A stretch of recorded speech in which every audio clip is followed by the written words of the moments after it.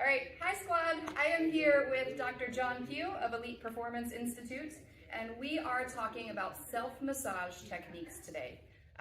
John, I think that most runners know that we are supposed to be using some tools for self-massage, but a lot of us don't know what to use and how to use it. Sure. So that's what we're going to be covering today. Let's start with the foam roller. What is a foam roller helpful for a healthy runner? Yeah, I think that's a great question. It's something that we cover with our clients a lot. I like the foam roller. It's a very useful tool, but I tend to use it on very specific muscles. The bigger muscles of the lower leg, the quad, the hamstring, maybe a little bit to the IT band, the outside of the thigh. But I tend to stay away from the hip and the lower leg because I think there's some better tools to get into those muscles.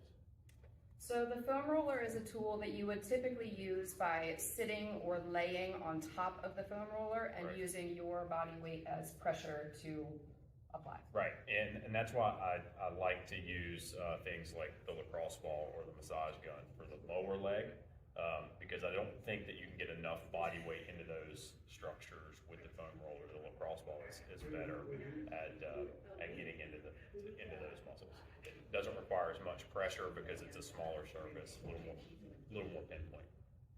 Are there good times that we should or shouldn't be using a foam roller? Should you foam roll before you run, for example? Yeah, I think before and or after it is a great way to utilize those techniques. You can implement them into your warm up to kind of prime the muscle, get it ready to perform.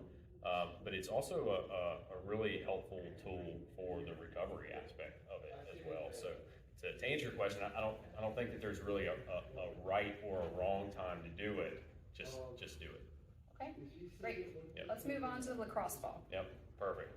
So lacrosse ball, like I alluded to a second ago, the lower leg, the calf, is a great spot to use the lacrosse ball. I also use that for the hip muscles, so the lateral glutes, the muscles on the outside of the hip, maybe even a little bit to the front, and the larger glute in the back, your butt muscle.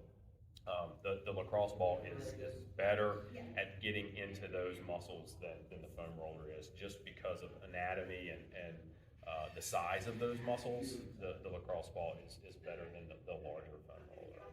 Okay,